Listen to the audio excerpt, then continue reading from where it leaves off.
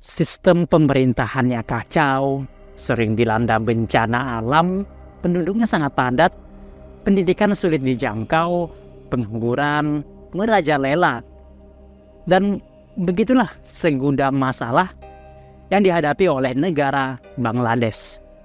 Stabilkan posisi kalian.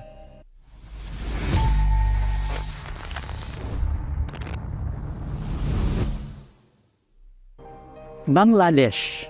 Nah, sebuah negara yang terletak di benua Asia dan berbatasan langsung dengan Myanmar di tenggara dan India di sebelah barat. Negara ini termasuk ke dalam negara yang padat penduduk dan menempati urutan ke-8 dengan jumlah penduduk yang mencapai 168 juta jiwa. Nah, sejarah Bangladesh bermula pada tahun 1947 di saat pemerintah Inggris atas India berakhir. Nah, saat itu Pakistan Barat dan Timur didirikan di kedua sisi India. Namun masih ada perpecahan dalam Pakistan yang tak terselesaikan. Hingga di tahun 1971, setelah Perang 9 Bulan, kaum nasionalis Bengali memenangkan kemerdekaan dari Pakistan. Kaum Bengali inilah yang lantas menjadi negara yang sekarang kita kenal dengan Bangladesh. Nah, setelah kemerdekaan dari Pakistan, Bangladesh harus berjuang dan menjadi negara yang mapan dan mandiri. Tapi tentunya langkah ini ternyata tidaklah mudah. Nah, saat itu malah Bangladesh terseok-seok. Setelah merdeka pun ada segudang masalah yang harus diselesaikan. Masalahnya gejolak politik yang terus-menerus, bahkan situasi tersebut terjadi rentang tahun 1975 sampai 1991. Sistem pemerintahan Bangladesh saat itu masih tidak jelas antara kudeta militer dan pemerintahan parlementer. Barulah pada tahun 1992, Bangladesh bisa menata sistem pemerintahan parlementer yang berjalan hingga saat ini. Walaupun sistem pemerintahan Bangladesh sudah berjalan normal, negara ini tetaplah negara dengan segudang masalah dalam negerinya.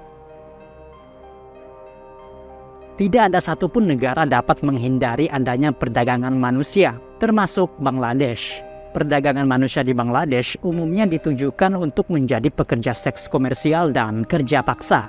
Sebagian besar korban adalah perempuan dengan rentang usia 11 hingga 18 tahun dan anak laki-laki di bawah 10 tahun. Nah, anak laki-laki yang diperdagangkan ke wilayah Timur Tengah biasanya dipekerjakan sebagai joki balap unta dan buruh konstruksi bangunan dengan upah rendah dan jam kerja yang sangat berlebih.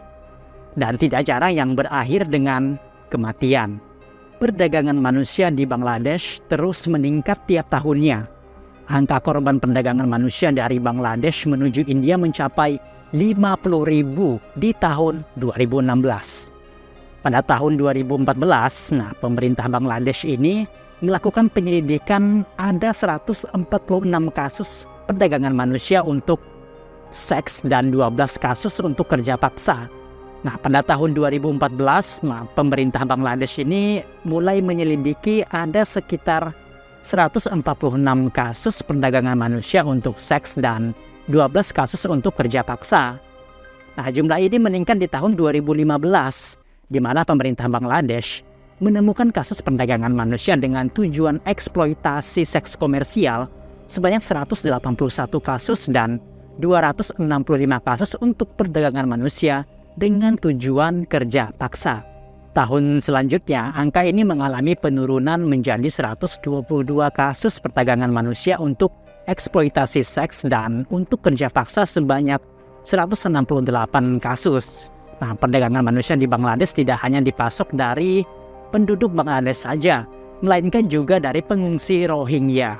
Nah, di tahun 2017, tercatat lebih dari 68.000 pengungsi Rohingya telah menyeberang ke Bangladesh dan UNHCR saat itu mendeteksi lebih dari 800.000 pengungsi berada di Bangladesh hingga saat ini. Pada tenda-tenda pengungsi di perbatasan wilayah Bangladesh, selatan Burma, anak-anak hidup terpisah dari orang tuanya. Perempuan muda dan anak-anak menjadi objek rentan untuk diperdagangkan. Nah, umumnya pelaku perdagangan menjanjikan pekerjaan atau pernikahan kepada gadis-gadis muda yang usianya rentang 13 sampai 18 tahun. Pengungsi memiliki keadaan di mana mereka tidak mempunyai pekerjaan, tinggal dan uang. Nah, tawaran itu berupa kehidupan yang lebih baik dan pekerjaan dengan menjanjikan kepada para orang tua mereka bahwa hidup anak-anak mereka nanti akan lebih baik apabila di kota-kota India. Setelah menerima tawaran dari pelaku, korban-korban anak-anak ini akan diselundupkan ke India untuk menjadi pekerja seks komersial atau melakukan pernikahan paksa dan kerja paksa juga. Nah, sebagian besar identitas mereka ditahan dan diganti dengan identitas India palsu agar mereka tidak dapat melarikan diri. Nah, selain menjadi negara dengan angka tertinggi untuk perdagangan manusia, Bangladesh menjadi negara dengan tingkat pernikahan anak di bawah usia 15 tahun tertinggi di Asia.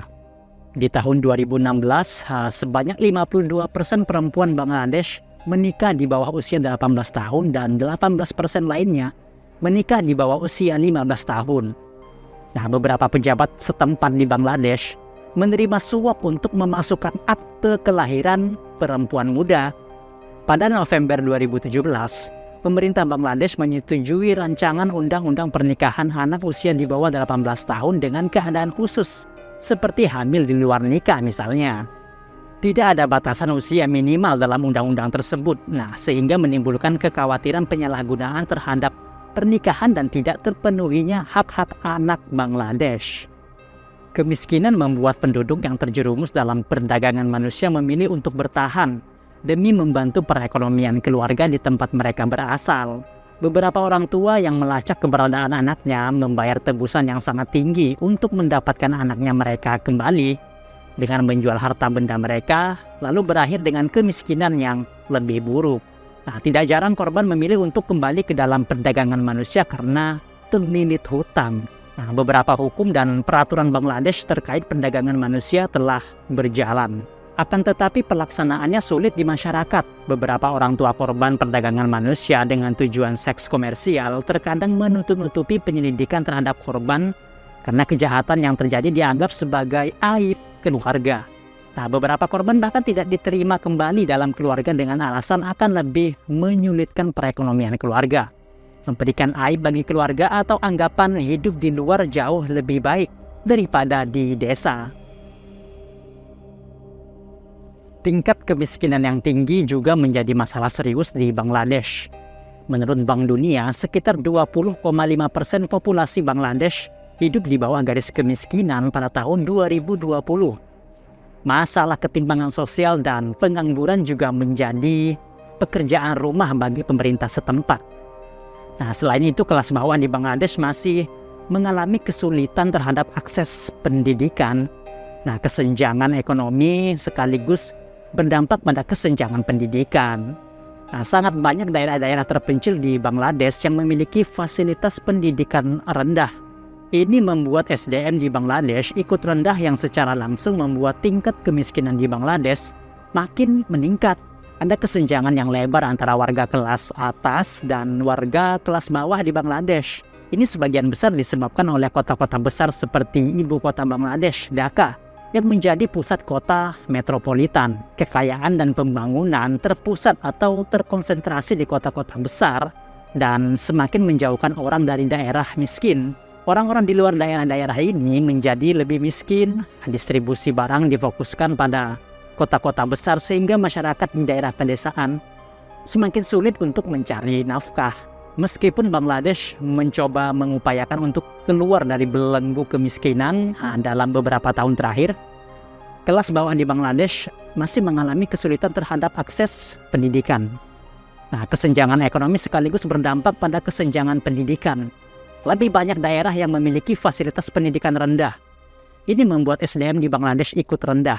Satu hal lagi, selama ini saya mengira istilah mending jual ginjal itu hanya sebatas untuk lucu-lucuan saja. Faktanya di tahun 2015, warga Bangladesh ramai-ramai menjual ginjalnya untuk memenuhi kebutuhan sehari-hari mereka. Nah, untuk satu ginjal bisa dijual sekitar 60 juta rupiah. Nah, uang tersebut mereka gunakan untuk membuka lahan pertanian, biaya pendidikan anak, atau biaya berobat ke rumah sakit. Nah, jadi ya kalau kalian tertarik untuk menjual ginjal kalian untuk beli iPhone misalnya, boleh datang ke Bangladesh ya.